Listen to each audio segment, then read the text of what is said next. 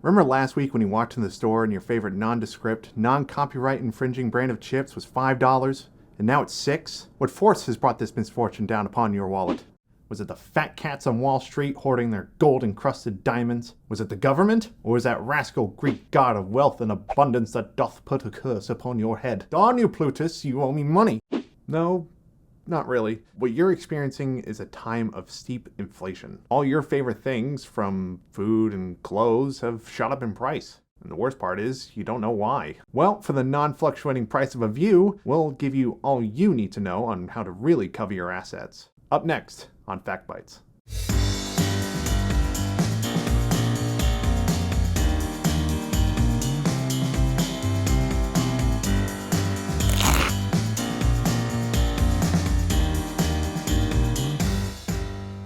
While you're at it, why not like and subscribe so you can keep up with all our new content? It's inflation resistant. The long and short of it, inflation is the rate at which the prices of goods and services increases while reducing the purchasing power of money. To help, inflation should be viewed both broadly and narrowly. In a narrow sense, single commodities like gas, food, clothes, etc.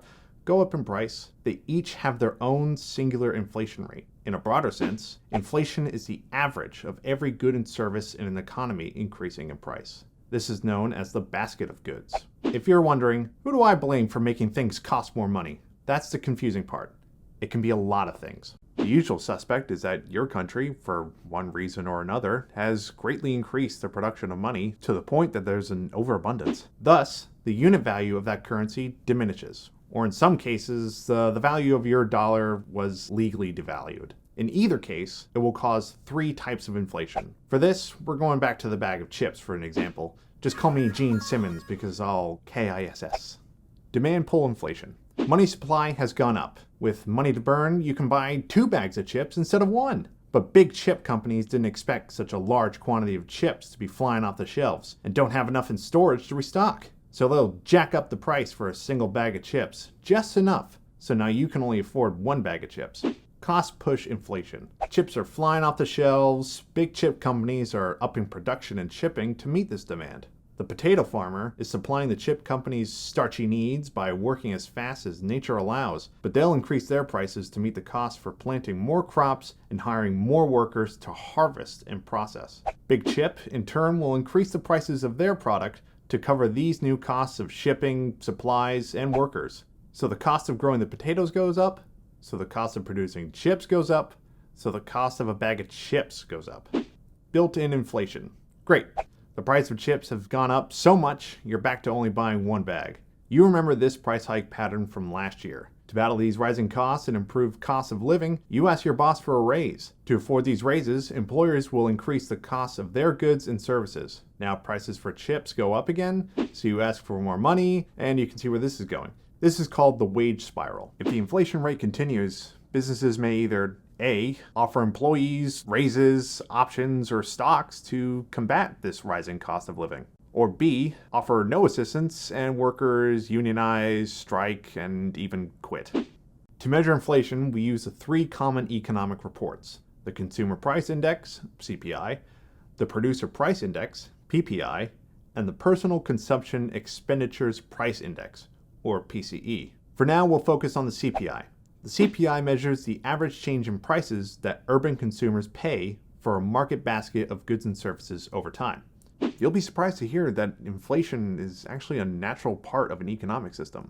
That's why your great-grandmother always used to say, back in 1950, a gallon of gas used to cost 27 cents. You may have thought, wow, what a steal. But that's not as much of a bargain as you may think. Adjusted for average inflation of 2022, that 27 cents is actually $3.29 a gallon. And I didn't just make that up.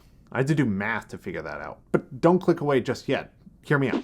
The good thing about inflation is that the percent rate can be calculated pretty easily. We take the annual average CPI in 2022, 294.4 points, divide that by the annual average in 1950, which was 24.1 points. That comes out to 12.2158 points. Multiply that by 100 to get the inflation rate. That's 1,221.58%. To find out what 27 cents in 1950 would be in 2022, we multiply 0.27 by 12.2158, and you get 3.29.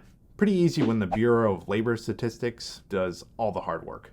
Despite being normal, if inflation is left unchecked for too long, it causes a recession. A recession is when there is a general decline in economic activity. But inflation can be controlled in a few ways.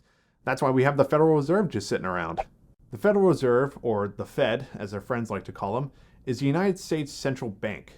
They decide how much money is created both in credit and paper currency. When the inflation rate gets too high, the Federal Reserve goes on offense and hikes up interest rates, discouraging people from taking out loans. Say the supply of money went up. That means there's more money in the banks. More money in the banks means the banks have more money to lend out. With these loans come interest rates. Interest rates are the amount the bank charges the borrowers for the loan. When these borrowers make purchases with these loans, they put a significant amount of money into circulation. Over time, as more money is added into circulation, the value of the dollar falls, knocking down the first domino to inflation. Historically, interest rates in the US have been low for the past 20 years. In 2023, mortgage rates for a 30-year fixed mortgage is around 7.4%. Back in the late 70s into the 80s, mortgage rates were in the double digits. Other methods for inflation control include a fixed exchange rate, meaning your currency is tied to the value of something else, whether it be the currency of another country or to the price of gold.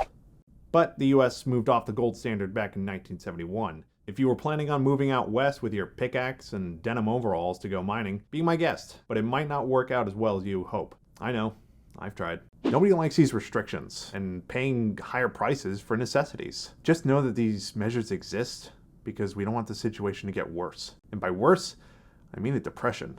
A depression is when production of goods and supply of services decreases drastically. Businesses and people go bankrupt, unemployment skyrockets, and the value of your money drops, making it worth less than it was before. Times of inflation aren't easy, especially when it's out of your control. The best you can do now is to prepare financially for the next time. I hope this video put inflation into perspective for you. If you got any budgeting tips or you've ever sold a kidney to fight inflation, leave a comment and make sure to like and subscribe. Thanks for watching.